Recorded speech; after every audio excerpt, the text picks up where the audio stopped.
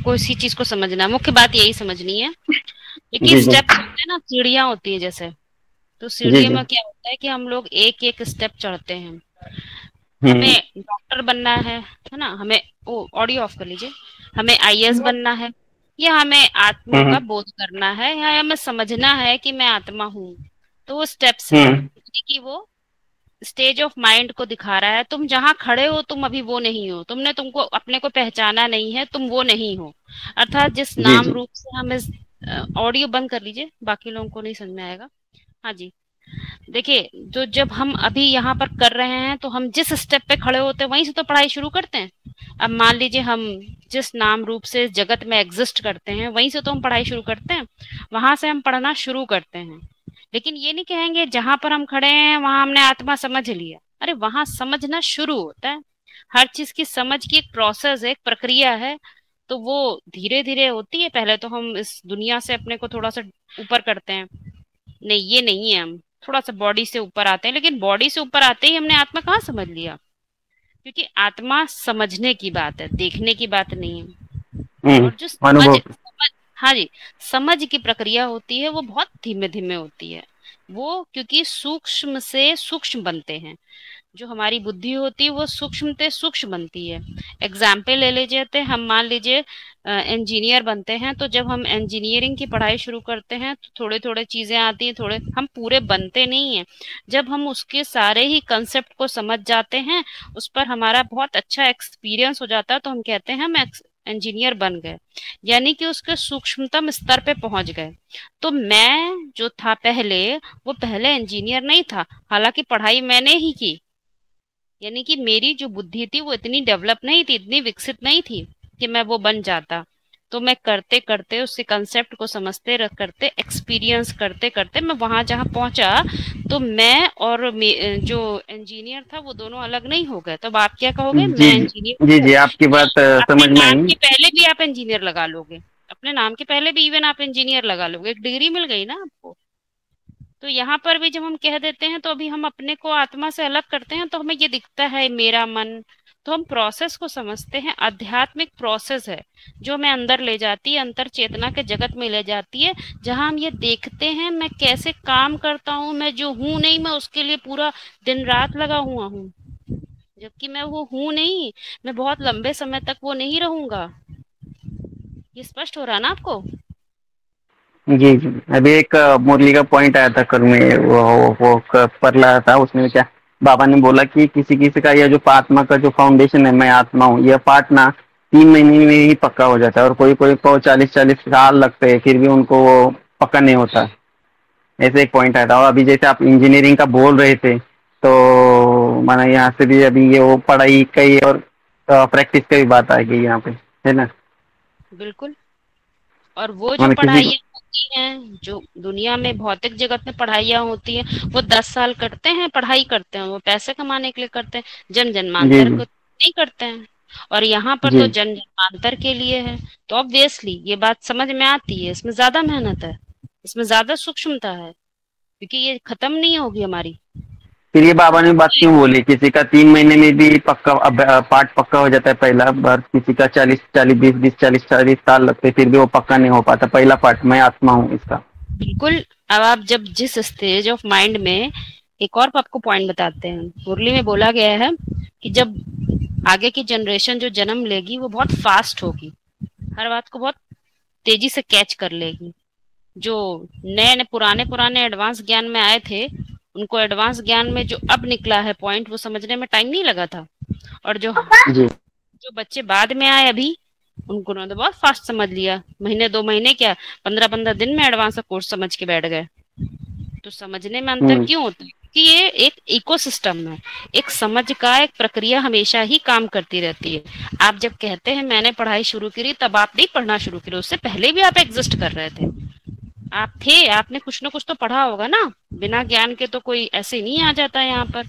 इतने इतने दुनिया में संगठन चल रहे हैं, लोग वहां क्यों नहीं चले जाते? आप यहाँ क्यों हैं, जबकि यहाँ कोई भी दिखावा नहीं होता है, एकदम सिंपल है, ऑर्गेनाइजेशन में कोई वो नहीं होता। तो यहाँ तो ज्ञान के बल के आप आधार पे आए हो, तो एक जन्म में थोड़ी है, ये तो हमारी आत्मा की चेतना है जो पहले भी जगी है, सो जल्दी से आगे भी पकड़ लेती है। तो यहाँ हम ये जो 3 महीने 40 है, ये रिलेटिव है सब। हम अपने से दूसरों को कंपेयर करेंगे तो ये बात नहीं समझ में आएगी, क्योंकि ये एक सर्किल में चल रहा है हर चीज। फिर पहले भी आए इसका भी कुछ पास्ट में लौकिक भी आए। पढ़ाई का जैसे कुछ ड्यूरेशन होता है ना, समझो इंजीनियरिंग का पकड़ के चलेंगे तो 4 साल का ड्यूरेशन होता है, ऐसा कुछ इसका ड्यूरेशन है क्या? ये पढ़ाई बिल्कुल खत्म होता है। हुई है हमारी, कैसे समझ में आएगा कि हमारी पढ़ाई खत्म हो गई, अभी हमको आगे आप बढ़ना ये है पढ़ाई के बताएं, बे? हम्म। आप ये बताइए, जो आप पढ़ाई की बात कर रहे हैं वो और ड्रामा के ये भी अंदर की पॉइंट आता बात है, है कि ये भी ड्रामा के पॉइंट आता बाहर? है कि जब तक जीना है तब तक पीना है, पढ़ना है, पीना है, मतलब पढ़ाई करनी है, तो फिर ये पढ़ाई का कुछ एंडिंग होगा कि नहीं है, क्या है? आप ये बताइए, जो पढ़ाई की आप बात कर रहे हो, भौतिक जगत में हम्म। पढ़ाई कर रहे हो, वो ड्रामा के अंदर है कि ड्रामा के बाहर है? हम्म, अंदर है। अंदर है ना। और ये वाली, ये आप टाइम से बियॉन्ड जाके देख सकते हो, साक्षी बन के देखोगे, दृष्टा बन के देखोगे? खाली देखने वाले हो, दृष्टा इधर रहता हो, साक्षी कहाँ बने?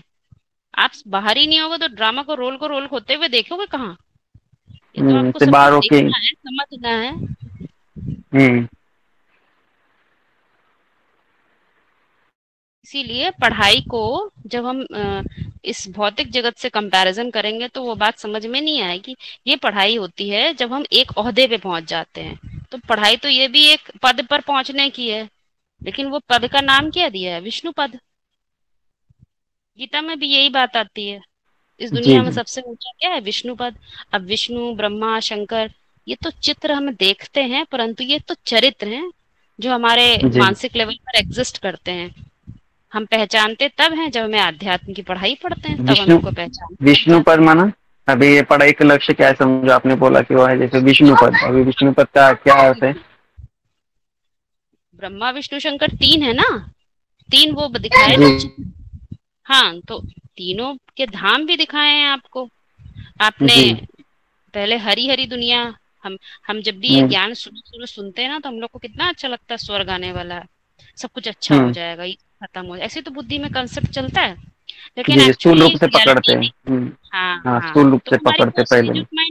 स्टेज ऑफ माइंड इतनी ऊंची नहीं होती है। हाँ, अच्छा लगने बट लगता है देखकर। ये बट ये चीजें तो हद में, अभी चलो पहले तो हम हद में पकड़ते थे, बाद में हम हद से बेहद में आ गए, फिर बेहद से फिर हद में भी होगी नहीं चीजें सारी, जैसे कि विनाश के बाबत बोला, स्थापना के बाबत बोला।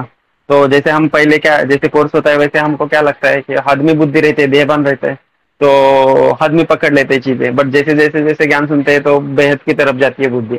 बट मेरा इस पे ये सवाल है कि हद में भी चीजें होती है क्या? जैसे विनाश बोला, सृष्टि चक्र घूमता है, 84 जन्म होते हैं, तो 84 जन्म स्थूल में होते हैं क्या हद में? देखिए, अगर आपने कंप्यूटर का कंसेप्ट बनाया है, तो जब कंसेप्ट बनाया है तो वो सूक्ष्म है, और जब वो पूरा कंसेप्ट काम करने लग गया तो वो चीज स्थूल हो जाती है। आपने रेफ्रिजरेटर कंसेप्ट बनाया, नक्शा प्लानिंग बुद्धि के अंदर है, तब तक पूरा नहीं है, तब तक वो अंदर है, अव्यक्त अवस्था में है, जी जी। अनमैनिफेस्टेड है। और जब वो पूरा आपको प्रूफ हो गया कि ये काम करेगा, तो बाहर हो जाता है, तो मैनिफेस्टेड फॉर्म में आ जाता है। ऐसे ही संसार की तीन अवस्थाएं हैं, क्या? हम्म। स्थापना, पालना और विनाश। विनाश। हर बात रिलेटिव होती है। तो आप ये ना समझिए विनाश हद में नहीं होगा, हद में होगा लेकिन किसके लिए? हद हद की बुद्धि वालों के लिए, जो स्थूलता में बुद्धि है जिनकी रमण करे, उनके लिए हद का विनाश है। इसके लिए प्रूफ आप पूछेंगे क्या प्रूफ है, तो बाबा ने मुरली में क्या बताया है कि मरना तो पड़ेगा, अस मरो चाहे तस मरो, चाहे देह भान से मरो चाहे देह छोड़ के मरो, दो तरीके से मरना होता है। ऐसे ही विनाश भी दो तरीके से, रिलेटिव है हर बात। जो स्थूल बुद्धि वाले हैं, जो उस लेवल तक नहीं पहुंच सकते हैं, उनके लिए स्थूल विनाश तो लगातार चलता ही रह, आज आप देख ही रहे हैं, क्लाइमेट परिवर्तन होता जा रहा है, तो विनाश भी कहीं कभी न कभी किसी रूप में होता जा रहा है। तो वो स्थूल है, और जिनकी बुद्धि सूक्ष्मता को पकड़ने वाली बन गई है, उनके लिए स्थूल का कनेक्शन खत्म हो जाता है, उनके लिए स्थूल का इंपॉर्टेंस भी खत्म हो जाता है। फिर उनके लिए क्या विनाश रह जाता है? उनके लिए विनाश सूक्ष्म हो जाता है। उनके लिए विनाश का मतलब हो जाता है स्थापना, मतलब नाश के विपरीत क्या होता है? वि माने विपरीत, नाश माने नाश, स्थापना। उनके लिए सत्य स्थापित हो गया, तो अब उनके लिए विनाश का कोई महत्व रहा? तो वो रिलेटिव में आप समझिए, जैसे जैसे पहले स्थूल बुद्धि थी तो हम स्थूल को महत्व दे रहे थे, तो स्थूल विनाश लगता था, स्थूल में विनाश होगा। ऐसे ही अभी बाहर जिनकी बुद्धि स्थूलता में है उनके लिए उसका महत्व है, और जिनकी इस बुद्धि सूक्ष्म बन रही है उनके लिए स्थूल विनाश की इम्पोर्टेंस खत्म हो जाती है। पुरानेपन में क्या आता है कि जितने पुराने संस्कार हैं, पुरानी धारणाएं हैं, पुराने दृष्टिकोण है, सब खत्म हो गया, अब नया दृष्टिकोण हो गया। तो अब इसके लिए एक आपको मुरली का महावाक्य बता रहे। तो मुरली का महावाक्य है कि दो प्रकार का देह भान होता है, दो प्रकार का देह भान, मतलब देह भान नहीं, दो प्रकार का मैंपन, सॉरी देह भान कह गए, दो प्रकार का मैंपन होता है। एक है देह भान का मैं, तो वो देह भान वाला मैं हो गया, उसमें अहम भाव काम करता है। और दूसरा है आत्म अभिमान, माना मैं आत्मा ज्योति बिंदु। तो जो मैं आत्मा ज्योति बिंदु है वो भी तो मैं है, लेकिन शुद्ध मैं है, आत्म भाव का मैं है। उसमें बोला है परमपिता परमात्मा की संतान, क्योंकि वो परमपिता परमात्मा ही इस दृष्टि पर आकर ज्ञान देते हैं। जो देह भान का मैं होता है वो अकेला होता है और आत्म क्यों अकेला होता है? जो अहम भाव होता है ना वो अकेला होता है। अकेला माने अहंकार क्या होता है? अहंकार क्यों अकेला होता है? वो अपने को ही कर्ता समझता है, तो समझता है कि मैं ही हूं जो कुछ हूं, मैंने किया, मैंने सोचा, मैंने चिंतन किया, मैंने योग किया, मैंने सेवा की, ये देह भान का मैं हो रहा है। और जो आत्म भान का मैं है वो अकेला नहीं है, वो मैं के संग मेरा भी है। क्या मेरा है? मैं आत्मा ज्योति बिंदु, तो मेरा क्या है? परमपिता परमात्मा है, वो कंबाइंड है, शिव के संग में कंबाइंड स्वरूप है वो। तो इसीलिए दो प्रकार का ये मैंपन कार्य करता है। देह भान के मैं में सिर्फ कर्तापन का भान होता है तो अहंकार हो जाता है। आपने एक बात बोली, आप ही के क्वेश्चंस के में ही हम जा रहे हैं। आपने ये बात बोली थी कि संस्कार परिवर्तन, जो भी आपने बोला, मन बुद्धि सब चेंज होने की बात बोली। तो आपने जब जो भी बातें बोली चेंज होने की, वो ड्रामा के अंदर शायद समझ लिया। जी जी, ध्यान से बात को पकड़िएगा। ड्रामा के अंदर केवल शरीर बदलता है और जो स्थिति होती है वो नीचे जाती है। एक बार आपने फोर्स लगाकर गेंद ऊपर फेंक दी, तो क्या जितनी ऊंचाई पे चली गई सो चली गई, अब उससे नीचे गिरेगी। ऐसे ही यहाँ पर जो परिवर्तन की बात है ना, उसको वैष्णवी शक्ति बोलते हैं। वैष्णवी शक्ति मतलब क्या? फाइनल वेदांत, जितनी जानकारी आपने करी है ना, उसको योग और ज्ञान के बल पर इस ड्रामे से बाहर रहना। आपको जितना ग्रेविटेशन फोर्स के बाहर जाना है। हाँ, ग्रेविटेशन के बाहर जाना है, मानो वो फिर नीचे, हाँ नीचे ही नहीं आएगी। फिर वो सैटेलाइट एक जगह उतर फिक्स हो गई, अब आपकी कोई संभावना नहीं सैटेलाइट ही, अब वो वहीं से काम करेगा। करेक्ट। तो ये है परिवर्तन, ये है संस्कार। क्योंकि पहली बात तो अभी संस्कार की जो बात बोल देते हैं ना, वो हम अपने इसी जगत के जो नाम रूप है ना, उसके संस्कार को देख लेते हैं, तो दिक्कत में फंस जाते हैं। ये तो आपका जी जी, अच्छे में फंस जाते हैं। हाँ, संस्कार बोले अच्छे में फंस जाते हैं। हाँ, तो इसकी परे की अवस्था है। हाँ हाँ हाँ, यही बात कर रहा हूँ। हाँ, समझा रही हूँ। वहां पर अच्छा भी है, कुछ बुरा भी है, परंतु यदि हम अच्छे बुरे में फंसेंगे, दैट्स अ रोल। आपने किसी को भूसा मारा, आपने किसी को बुरा भला कह दिया, वो आपका रोल था, आपने कर दिया। परंतु जब हम ये आध्यात्म करते हैं तो फिर हम ये जगत में नाम रूप वाले पहले एग्जिस्ट नहीं करेंगे। इसीलिए मुरलियों में बार बार समझाया जाता है कि जो परमानेंट रथ होता है उसकी पहचान करो। टेम्परेरी वाला रथ तो दुनिया के अंदर का है, वो नहीं काम करेगा। तो पहले इसी बात से नहीं बाहर आ पाता है कि मैं मेल हूं, मैं फीमेल, बस इसी से नहीं बाहर आ पाता। भाई तुम इस डेफिनेशन से तो बाहर आओ, तब तुम ये बात समझ पाओगे। क्योंकि आत्मा शुरू ही तब होता है जब एक शेर जंगल में, पुराना जो शेर था वो खत्म हो जाता है, तब दूसरा शेर बोलना शुरू करेगा। वो काम ही नहीं करेगा। हम इसी में करते चले जाएंगे, ढेर सारे ऑर्गेनाइजेशन क्रिएट कर लेंगे, जैसा कि आज हो रहा है। बड़े बड़े ऑर्गेनाइजेशन, बड़ी बड़ी बातें हो रही हैं, परंतु मुख्य बात है परिवर्तन शक्ति की, और ये बियॉन्ड दिस ड्रामा है। इस ड्रामा से अच्छे बुरे से भी परे, अच्छे बुरे से भी परे, संस्कारों से भी परे। आप ये बताइए भैया, जैसे इमली का बीज है तो स्वतः इमली ही निकलेगी, अब मान लीजिए उसमें से इमली नहीं निकल रही या उसमें से खराब इमली निकल रही है, तो हम बगल में आम का पेड़ खड़ा है, तो अब आम तो नहीं निकलने लगेगा। उसे बस काम क्या करना है, अपने सुख और शांति बनाए रखने के लिए उसे अपनी पहचान करनी है, मैं वास्तव में तो इमली हूँ। हाँ जी, ओम शांति दीदी। जी जी भैया, ओम शांति बताएं। दीदी जो आपने अभी बताया कि मतलब हम ऊपर से इंटरकनेक्ट है, लेकिन हम समझते हैं कि हम ही सब कुछ कर रहे हैं, लेकिन हम कनेक्टेड है ऊपर से,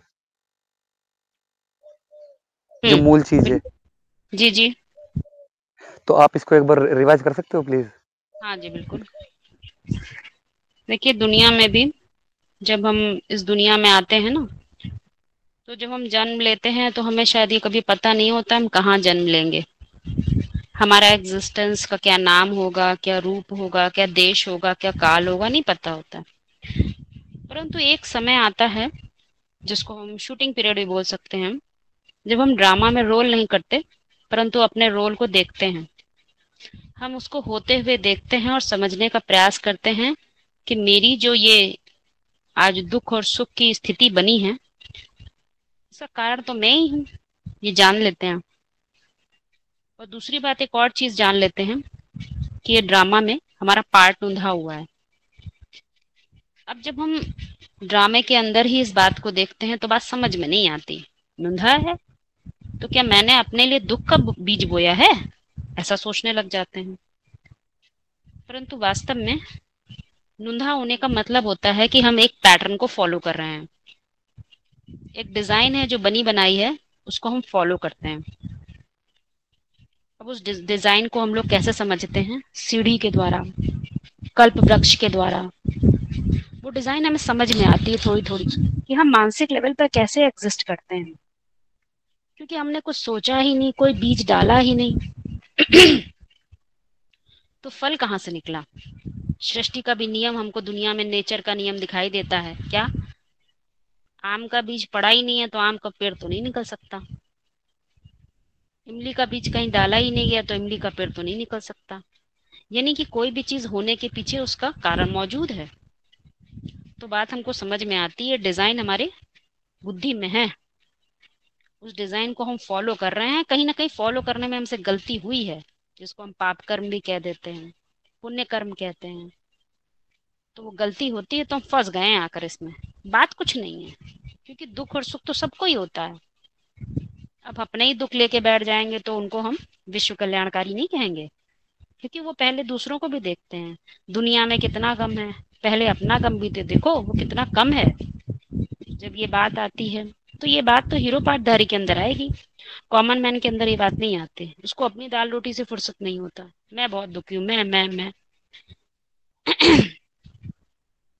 तो हमें डिजाइन समझ में आने लगती है कि वो डिजाइन है क्या, ये ड्रामा कैसे काम करता है, हम समय के साथ कैसे कनेक्टेड हैं। जब ये बातें हमको समझ में आती हैं तो हमें समझ में आता है क्या हमारे एग्जिस्टेंस का भी एक कारण है, हम आत्मा हैं, अर्थात हम तो हमेशा ही एग्जिस्ट करते हैं, हम तो हमेशा ही एग्जिस्ट करते हैं, पर एक जो नाम रूप से जगत में आते हैं तो कोई कारण होता है। जैसे मतलब दीदी द्वैतवाद के दो सिरे हैं, एक हम पास्ट को याद करके दुखी हो रहे हैं, एक हम फ्यूचर को याद करके दुखी हो रहे हैं, तो द्वैतवाद में फंसे हुए हैं, अच्छे बुरे में फंसे हुए हैं। बिल्कुल बिल्कुल तो उसका भी एक मूल कारण है, बीज है। उसका कारण ये होता है कि तुमको फंसाया क्यों गया है उसमें। सोचिए आप, किसी भी ड्रामा में सबसे ज्यादा परेशानी किसके ऊपर आती है, बताइए। जो मेन एक्टर होता है के अंदर है तो उसको एक समस्या मिलती है, उस समस्या में पहले पहले वो फंसता है, तुम फंसे हो तो तुम पूरा निकलने का प्रयास करोगे, आप जाल में फंस जाएं तो क्या इंतजार करेंगे दूसरों का। हीरो पार्टधारी दूसरे का इंतजार नहीं करता, वो पूरा प्रयास अपना करता है, एड़ी से चोटी का जोर लगाता है मैं इससे निकल जाऊं, और जो खुद निकलना जानता है वही दूसरों को निकाल सकता है। जो खुद ही प्रकाशित नहीं है वो दूसरों को क्या प्रकाश देगा। लेकिन उसके अंदर ये मादा कैसे डेवलप होता है, एक दिन में थोड़ी होता है। जब वो प्रयासरत होता है तो फिर वो क्या करता है, वो अपने अस्तित्व को पहचानता है, वो कॉमन मैन से अपने आप को आइडेंटिफाई करता है, मैं ये कॉमन मैन नहीं हूं, मैं ये कर सकता हूँ। वो अपने आत्मबल को बढ़ाता है।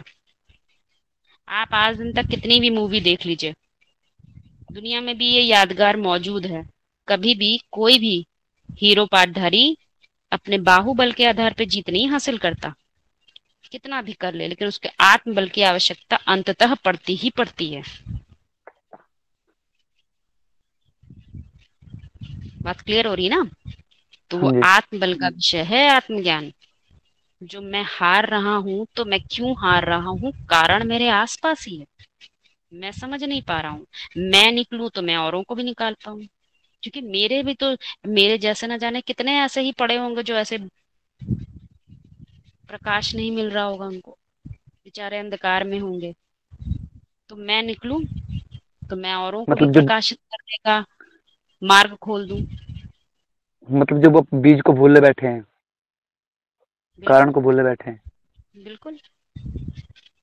इतना जो ऊंचा ज्ञान है, आपको लगता है कि सब समझ लेते हैं? नहीं समझ पाते। इसीलिए बिल्कुल सही मुनियों बात। में बोला है, आपको आपको श्रेष्ठ आत्माएं बोलते हैं, सूर्यवंशी आत्माएं बोलते हैं, तो ऐसे ही थोड़ी बोलते हैं। आस रहती है बच्चों से, इसलिए बोलते हैं कि तुम बच्चे हमारी आस पूरी करने के सितारे हो। पहचानो तुम कौन से सितारे हो, उम्मीदवार सितारे हो कि उम्मीद को पूरे करने वाले हो। तो ये बात क्यों हम्म। पूछी जाती?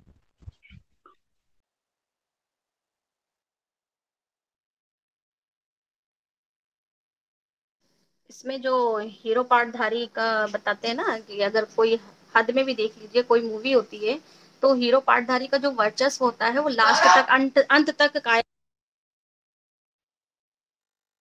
तो अंत तक कायम होता है उसका वर्चस्व। अगर कोई मूवी का हीरो उसके डेड होता हो जाती है तो मूवी कभी चलती नहीं है, लोग पसंद नहीं करते हैं। तो ऐसे यहाँ पर भी है, जो हीरो पार्टधारी है वो जो बीज के लिए बोला है, बीज आदि में होता है, मध्य में होता है और अंत में भी होता है। तो उसको पहचानना है मनन चिंतन के आधार पर। जी माता जी, मेरा प्रश्न ये है कि ये जो आत्मा और शरीर के विषय में है, कि जैसे कि हमारा भारत में जो 144 करोड़ शरीर है, और 144 करोड़ शरीर में जो आत्मा डिवाइड हो रही या कनेक्ट हो रही है, कुछ समय बाद शरीरों की संख्या और बढ़ेगी, उसमें आत्मा फिर कनेक्ट होगी। तो ये जो ज्यादा शरीर में आत्मा कनेक्ट हो रही, इससे आत्मा पे क्या असर पड़ेगा? तो अब हम पहले इस बात को समझें कि ड्रामे के अंदर एक डिजाइन काम करता है। वो डिजाइन तो काम करेगा ही। आपने करंट लगा दी ना, तार प्लग में लगा दिया, उसके बाद जहां जहां से वो इलेक्ट्रिसिटी फ्लो होनी है वो अपने आप ही फ्लो होती है, उसमें कुछ हम करते तो है नहीं। इसी तरह से ड्रामे के अंदर जो डिजाइन बना हुआ है वो अपने आप काम करता है, आप कुछ नहीं करते उसमें। हमारे पास सिर्फ एक सुविधा है, सूर्यवंशियों के पास इतनी सुविधा है कि तुम्हारे पास सूर्य का अंश प्राप्त करने की क्षमता है। यूनिवर्सल नॉलेज को, शाश्वत ज्ञान को तुम समझ सकते हो, समझ के खुद भी प्रकाशित हो सकते हो और दूसरों को भी प्रकाशित कर सकते हो। बस इतनी क्षमता है।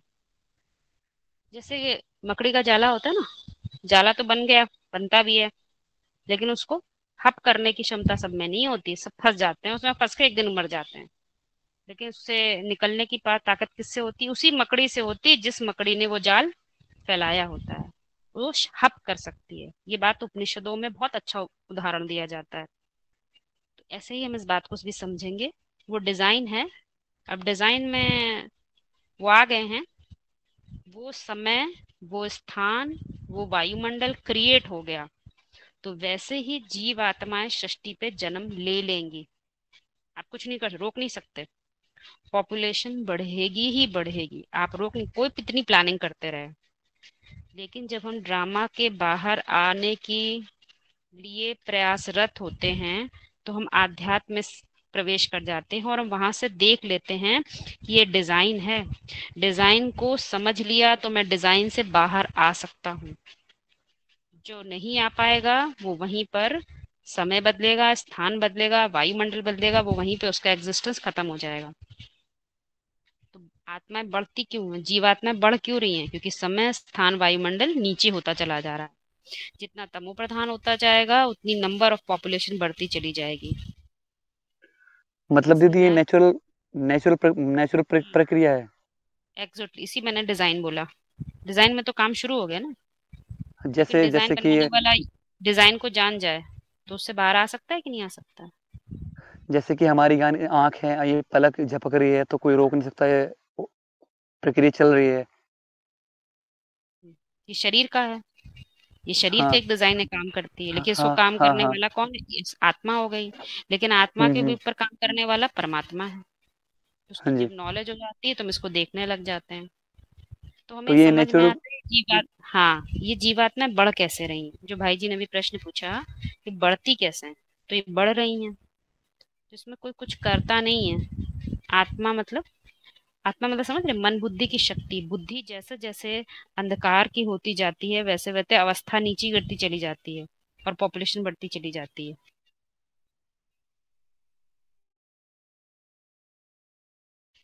आपको कुछ ज्ञान जब से अभी, ये ज्ञान तो पहले था नहीं, 36 से पहले, 36 के इस ज्ञान की शुरुआत हो गई। फिर बाबा बोलते हैं ना कि वो मुझे भी कोई शरीर धारण करना पड़ता है ये ज्ञान देने के लिए, प्रेरणा से तो ये काम नहीं हो सकता। ठीक है, तो ब्रह्मा बाबा का शरीर लिया दादा लेखराज का, फिर ये ज्ञान का ज्ञान सुनाया। फिर सुनाया 69 में उन्होंने भी शरीर छोड़ा। फिर 69 में वो फिर मना शंकर का शंकर का पाठ चला हद में। हाँ, मना जो उस व्यक्ति के द्वारा व्यक्तित्व का पाठ चला जैसे तो मेरा प्रश्न ये था कि फिर ऐसे फिर तीन मूर्तियां बताते हैं ना, मैं त्रिमूर्ति शिव बोलते हैं। तो त्रिमूर्ति तो दो मूर्तियां दिखने में आती है, बराबर, दो मूर्तियां दिखने में आती है, उनकी एक्टिविटी भी दिखने में आती है। फिर ये विष्णु का क्या सीन है? फिर इसका भी मूर्ति है क्या कोई? जैसे व्यक्त और व्यक्तित्व दोनों ऐसे देखने में आया जाए, ऐसा कुछ है क्या कि नहीं है? ये मेरा सवाल था। दो त्रिमूर्ति बोलते ठीक हैं, तीन मूर्तियां। है। अभी हर एडवांस में तो आत्मा इतना बताया गया कि स्वभाव संस्कार का मेल माना विष्णु, ऐसे बताया गया यहाँ पे। तो फिर ये मुझे थोड़ा सा क्लियर नहीं है ये बात। हर आत्मा तीन मूर्तियों का पाठ बजाती है कि नहीं? सुक्ष्म में तो बजाती है, मन माना ब्रह्मा, बजाती है ना, शंकर बुद्धि। बजाती है ना। जी। तो यानी तीनों ही प्रक्रिया से गुजरती भी होगी। जी। तीनों प्रक्रिया से गुजरती है, परंतु वो हमें देखने में नहीं आती है। लेकिन जिसको देखने में आती है वो आपको उसको वर्णन कर सकता है ना। जिसको देखने में आती है वो इस बात का वर्णन आपको कर सकता है कि नहीं, कि ये तीन प्रोसेस कैसे होती है। जी। कोई कर सकता है ना, जो ये तीनों को बात को समझेगा वो इस बात का वर्णन कर देगा, कर देगा। हम्म। जो अभी आपने बताया ब्रह्मा विष्णु शंकर के बारे में, जो भी बाहर ब्रह्मा बाबा का नाम लिया जाता है या प्रजापिता का देखा भी नाम जाता लिया, है। जो भी नाम लिया जाता है, हम्म। तो इसको समझना है कि देखना है? समझना है हमको। समझना है, क्योंकि हाँ। कि ड्रामा के अंदर तो हमें हर चित्र दिखते हैं, परंतु उनके चरित्र समझ में नहीं आ सकते। आध्यात्म में वो चरित्र समझ में आते हैं। ये अंतर बहुत बड़ा है।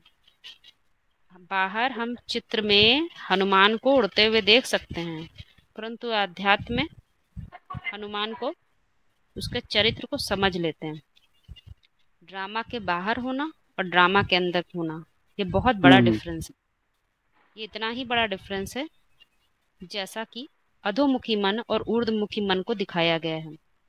लोअर स्टेज वाला ब्रह्मा शरीर नहीं छोड़ेगा तो ऊपर वाला काम नहीं करता है।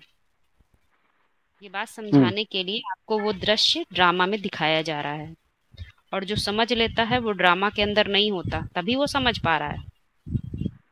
और रही बात तीसरी हम्म। मूर्ति की, तो वो पद हम्म। है। जो दो मूर्तियों के कार्य की प्रक्रिया को पूरा कर लेगा वो तीसरे में स्थित हो जाएगा, वो तो पद है। जी जी। तो पद कहाँ देखेंगे दुनिया में? किसी और का पद देखेंगे कि खुद को देखेंगे वहां? यदि किसी खुद और का का देखना देखना चाहिए। है पद, यदि किसी और का पद देखना चाहते हैं तो इंतजार करिए, उम्मीदवार के हम्म। सितारे बने रहना पड़ेगा, पर उम्मीद पूरी नहीं हम्म। कर पाए। क्योंकि ये तो हम्म। पढ़ाई, ये पढ़ाई खुद की जाती है। ये थोड़ी इंतजार करते हैं कि मेरा दोस्त आईएएस बन जाए, मैं उसको आईएएस बनते हुए देखूं। मैं क्या करूं, बस हम्म। बैठा रहूं, उम्मीदवार का सितारा हम्म। बना रहूं? ये हम्म। बात लागू नहीं होती यहाँ पर। और ये बहुत जी। क्लियर बात है, बहुत समझने की बात है। कहने में आज हम्म। बड़े बड़े ऑर्गेनाइजेशन खड़े हो रहे हैं जो विष्णु का नाम लेकर खड़े हो रहे हैं, हम्म। पर ऐसा संभव हम्म। नहीं है। अगर इसको जी जी। लॉजिकली समझा जाए, बुद्धि तर्क का ज्ञान विज्ञान है, तर्क का विषय है। तर्क लगा के चार बातें आप काट सकते हैं, कोई बात एग्जिस्ट नहीं करती, ये लॉजिकल बातें हैं। ऐसी लॉजिकल बातों में हमें नहीं लगता आध्यात्म का कोई भी पॉइंट लगता है। फिर तो चार हाथ वाला विष्णु, दो लोग चिपक जाएं विष्णु हो जाएंगे। इसलिए ये सब बातें लॉजिकल हैं, इनका कोई भी एग्जिस्टेंस नहीं अध्यात्म में। ठीक है। सतयुग में वही आते हैं जो सत्य बात की श्रीमत को फॉलो करते हैं। पहले तो श्रीमत को समझ लेते हैं। महावाक्य में बात बोली जाती है, श्रीमत होती ही एक शिव की, अर्थात बुद्धिमान जो नर अर्जुन है उनमें जो बुद्धि कार्य करती है, जो बुद्धिमत्ता है, वो ही ईश्वर का स्वरूप है। तो उस बुद्धिमत्ता को यदि हमने रियलाइज नहीं किया, स्वीकार नहीं किया उस बुद्धिमत्ता को, तो हमने क्या कहेंगे, श्रेष्ठ मत को पकड़ा? नहीं, हमने अपने मन में लगाई हुई कोई मत को पकड़ लिया। वो जो श्रेष्ठ बुद्धि है ना, वो बुद्धिमत्ता कैसे कार्य करती है, मुझे उसी के अनुसार चलना है। वो सत्य, इस दुनिया में सत्य की सत्ता कैसे कार्य करती है, उस सत्य को समझो तो तुम सत्ता के अंदर भी कंट्रोल आ जाओगे, तुम उस सत्ता के अकॉर्डिंग चलने लगोगे।